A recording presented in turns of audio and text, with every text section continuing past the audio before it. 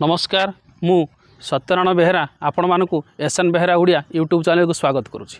प्रिय दर्शक बंधु यही चैनल रे आपण माने पुराणर सिक्रेट तथ्य उपर जानिबा को पाइबे। तेणुकरी ए चैनल को जदि आपण माने नुआ देखुछथि ताले चैनल को सब्सक्राइब करिया भूलंतु नहीं वो ऑल नोटिफिकेशन को ऑन करंतु जहाद्वारा मु जतले वीडियो अपलोड करी तार सर्वप्रथम सूचना आपण पाखरे पहुँची जिवो। प्रिय दर्शक बंधु आज टॉपिक है जे यार पूर्व वीडियो रे आमे आलोचना करथिले जे राजा इंद्रदमन जो चारि दिग को प्रभु जगन्नाथ को खोजापी चार मान को प्रेरण करथिला। उत्तर दिग पश्चिम दिग दक्षिण दिगर चार माने फेरी राजा इंद्रदमन को साक्षात करथिले एवं पूर्व दिग को जाइथिबा ब्राह्मण विद्यापति से फेरी नथिला। चलंतु या आगो को आलोचना करिबा जे विद्यापति और शबर कन्या को भेट विषय। चलंतु वीडियोटी को आरंभ करिबा। विप्र विद्यापति चारिआडे खोजी खोजी जाई पहुँचला एरकापन रे जेउठारे एक शबरपल्ली बास करती। एठारे रात्रि जापन करिवे भावी ब्राह्मण से पल्ली रे रहिला। जेउठारे विद्यापति रहिला सेठारे एक सुंदरी युवती अछि जहा पाखरे पितामाता भाई भौणी केही तार सांगरे नाहांती। एकमात्र से षोडशी कन्या सेठारे अछि। जेतेबेले से कन्या विद्यापति को देखिला ससन माने घर को डाकी नेला। लाउ तुम्बिड गड़ुरे सुनिर्मल जल आनी विप्र विद्यापति पादद्वय को धोई देई निजर कानीपणतरे पोछीदेला। हाथ धरी निज कुटीर को नहीं मृगछाल एक पकाई बसंतु अतिथि बोली कहिला। कन्यार सही स्नेह भक्ति देखी विद्यापति मन भितर बहुत आनंद हेले ओ मने मने चिंता कले शिक्षा दीक्षार दूर रही निगूढ़ वनस्तर मध्य रही अल्प बयसरू एपरी अतिथि सत्कार शिक्षा यही कन्या पाइला केउठु। शास्त्र अच्छी पंकरु जात पद्म लवण सागर रत्न जंगल मध्य बणमल्ली सेहीपरि यही कन्या अटे। अभिशाप फल कि यहीपरि शबरपल्ली रे जन्मग्रहण करिछि नहेले स्वर्गपुरर उर्वशी रंभा मेनका तिलोत्तमा यह सरी हेबे। यहीपरि भावी विद्यापति कन्यार रूप को देखि मथापति बसिले। नीरव रहिबारु शबर कन्या पचारिले कहतु अतिथि केउठारे तुम घर कौन पाई यही घर बनरे आसिले आपण। मु जन्म हेबा ठारू आज पर्यंत सभ्य जाति पाद यही घरे पड़ी नथिला। शिकार उद्देश्य बहु लोक यही वन को आसती एवं मते खराब खराब इंगित करती। ताहांक खराब रीतिगति देखि मु कालुआ भालुआ भाई को डाकीदेले सेमानंकु धनुषर देखाई तड़ी दियंती। तांकरी परी तुमे तो नहीं जुवान भेंडिया होई सुंदर मूर्ति देखा जाउच। मोर आड़े न चाही तलकू मुह करी चुप करी बसीच। कह तुम नाम कौन कौन पाई यही बनरे बुलुछ। षोडशी कन्या ललिता ठारू एहीपरि शुणी मने मने विचार कला विद्यापति जदि एठारे मोर परिचय देवी तेबे निश्चय विपदरे पड़िबी। तेणु मिछ कथा कही याकू भुलाई देवी। ताहापरे विद्यापति कहिले शुण सुंदरी मोर कथा उत्कल राज्य मोर जन्म पिलाबेलू पितामाता स्वर्गपुर को चलीगले जमीबाड़ी जहाँ थिला महाजन पाखरे रहिला। सेथिपाई बंधु जाति को त्याग करी पेट पाई बुलुथिली एही अरण्य मध्य जेउठारे मुठाए खाइबाकू मिले सेठारे रहे। विद्यापति ठारू एहीपर कथा शुणी ललिता कहिले जदि तु मोर घर द्वार नाही पितामाता नाहांती तेबे केउठारे जीवा दरकार नाही। आम घरे आनंदरे रही पारिबो। सेहीपरि शुणी विद्यापति धीर स्वर रे हाँ कहिला। यापरे ललिता सुस्वादु फल आनी खाइबाकू देला। ब्राह्मण खाइसारी लापरे शबर पल्ली रे रहिला। यापरे जेतेबेले संध्या हेला शबर राजा पल्ली को आसिले। ब्राह्मण पुओ को देखि निजर कन्या को पचारिले एई पुओ किए एवं कौन पाई आम घरे अछि। ललिता निजर पिता को सबु कथा कहिला।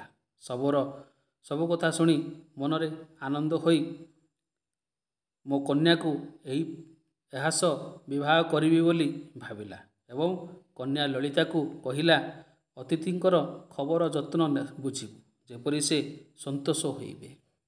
यह कही शबर निज कार्य चलीगले।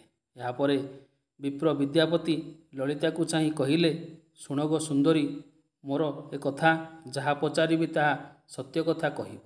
ଲଳିତା କହିଲା, ଜୀବନରେ କେବେ ମିଥ୍ୟା କଥା ମୋର ତୁଣ୍ଡରେ ବାହାରି ନାହିଁ। ତୁମେ ମୋର ପ୍ରାଣର ଅତିଥି। ଜୀବନରେ ତୁମକୁ ପାଇଁ ଶାନ୍ତି ପାଇଛି। ଯେଉଁଦିନଠାରୁ ତୁମକୁ ଦେଖିଛି ମୋର ଆଖି ସେହିଦିନ ଠାରୁ ଭୁଲିଛି ମୋର ଭାଇ ବନ୍ଧୁ ସଖା। ତୁମେ ମୋର ସାଥୀ, ତୁମେ ମୋର ଜ୍ଞାତି, ତୁମେ ମୋର ପିଣ୍ଡର ପ୍ରାଣ। ତୁମ ଆଗରେ ମୁଁ କିପରି ମିଥ୍ୟା କଥା କହିପାରିବି? ପଚାର ଅତିଥି, ଯାହା ସତ୍ୟ କଥା ହିଁ କହିବି। ବିଦ୍ୟାପତି କହିଲେ, କହ ଆଗ ସହି ତୁମ ପିତା ପ୍ରତିଦିନ ଯାଉଛନ୍ତି କୁଆଡ଼େ? ଆସିବା ସମୟରେ ସର୍ବାଙ୍ଗରେ ଅଙ୍ଗୁର ଚନ୍ଦନ ବୋଳି ହୋଇ ଥାନ୍ତି। ତାଙ୍କ ଶରୀରରୁ ଫୁଲର ବାସ୍ନାରେ ମହକି ଯାଉଛି। କୁହ ସତ୍ୟ କଥା, ସେଇ ପ୍ରତିଦିନ କେଉଁଠାକୁ ଯାଆନ୍ତି? ବିଦ୍ୟାପତିଙ୍କ କଥା ଶୁଣି ଲଳିତା ବଡ଼ ଧର୍ମ ସଙ୍କଟରେ ପଡ଼ିଗଲା। ଯାହା ପଚାରିଲେ ତାହା ପିତା ମନା କରିଛନ୍ତି କାହା ଆଗରେ ନ କହିବାକୁ। ଯଦି ବି କହିବି ଦେବି, ପିତା ମୋର କ୍ରୋଧ ହେବେ। ଏହା ଭାବି ଲଳିତା ବିଦ୍ୟାପତିଙ୍କୁ ଚାହିଁ କହିଲେ, ହେ ସୁନ୍ଦର, ଆପଣ ଯାହା ପଚାରିଲେ ତାହା କହିବାକୁ ବାପା ମନା କରିଛନ୍ତି। ଆଉ ଯାହା ପଚାରିବ କହିବି, କିନ୍ତୁ ପିତାଙ୍କ କଥା କହିପାରିବି ନାହିଁ। ଏହା ଶୁଣି ବିଦ୍ୟାପତି ଅଭିମାନ କରି କହିଲେ, ଜାଣିଲି କପଟ ଅଛି ତୁମ ଅନ୍ତରରେ, ନହେଲେ କି ପିତାର ଖବର ମୋ ଆଗେ କୁହନ୍ତ ନାହିଁ। ଏହିପରି ଝିଅଙ୍କର କଥା। ମିଠା ମିଠା କଥା କୁହନ୍ତି, କିନ୍ତୁ ଅନ୍ତରରେ ସେପରି ନଥାଏ। କୁହନ୍ତି ଗୋଟିଏ କଥା ଏବଂ କରନ୍ତି ଆଉ ଗୋଟିଏ କଥା। ଏହା ପରୀକ୍ଷା ଏବେ ସାଙ୍ଗେ ସାଙ୍ଗେ ହୋଇଗଲା। ଏହା କହି ବିଦ୍ୟାପତି ନିଜ ମୁହଁ ଶୁଖାଇ ଲଳିତାକୁ ନ ଚାହିଁ ତଳକୁ ମୁଖ କରି ବସି ରହିଲେ। ଏହାପରେ ସୁନ୍ଦରୀ ଷୋଡ଼ଶୀ ଲଳିତା ମନରେ ବ୍ୟଥା ପାଇ ବିଦ୍ୟାପତିଙ୍କ ଚରଣରେ ନିଜର ମଥା ରଖି ଝରଝର ହୋଇ ନୟନରୁ ଝରି ପଡ଼ୁଥାଏ ଲୁହ।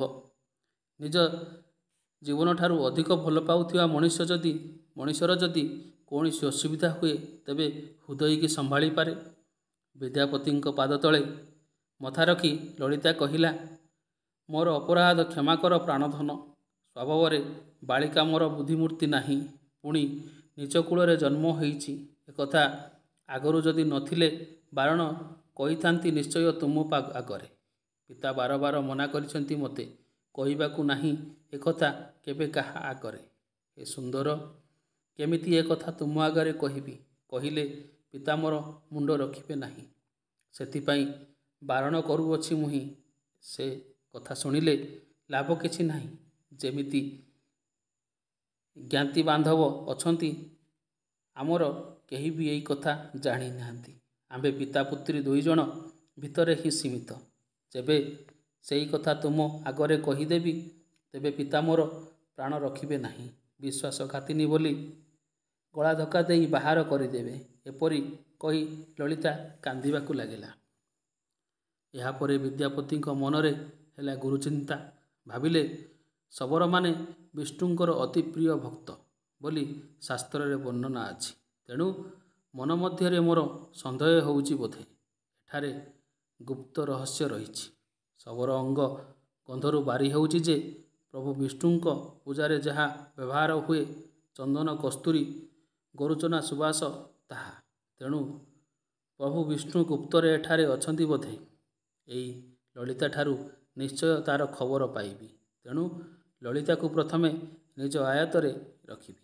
ଏହିପରି ବିଦ୍ୟାପତି ପାଞ୍ଚି ମନ ମଧ୍ୟରେ ଅଭିମାନ କରି ଚୁପଚାପ ଲଳିତା ସାଙ୍ଗରେ କଥା ନ ହୋଇ ମୁହଁ ଶୁଖାଇ ବସି ରହିଲେ। ପ୍ରିୟ ଦର୍ଶକ ବନ୍ଧୁ, ଆଗକୁ ଯାହା ହେଲା ଏହା ପର ଭିଡ଼ିଓରେ ଆଲୋଚନା କରିବା।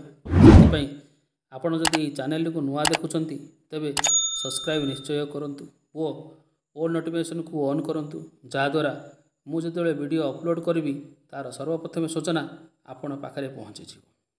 ଏ ମୋର ଗୁରୁଜନ ଜ୍ଞାନୀଗୁଣୀ ପଣ୍ଡିତ ଗଣଙ୍କୁ ମୋର ଭୂମିଷ୍ଠ ପ୍ରଣାମ। ଏହା ଆଦିବାସୀ ହରିଜନ ପୁରାଣରେ ଯାହା ବର୍ଣ୍ଣନା ଅଛି ସେଥିରୁ କିଛି କହିଲି। ଏଥିରେ ଯଦି ମୋର କିଛି ଭୁଲ ରହିଲା ତେବେ ମୋତେ କ୍ଷମା କରିଦେବେ। ଏହି ଭିଡ଼ିଓକୁ ଯଦି ଆପଣଙ୍କର ପସନ୍ଦରେ ଆସିଛି, ତେବେ ଲାଇକ୍ଟେ ନିଶ୍ଚୟ କରନ୍ତୁ ଓ ନିଜ ସାଙ୍ଗସାଥି ମଧ୍ୟରେ ନିଶ୍ଚୟ ସେୟାର କରନ୍ତୁ। ରହୁଛି, ନମସ୍କାର।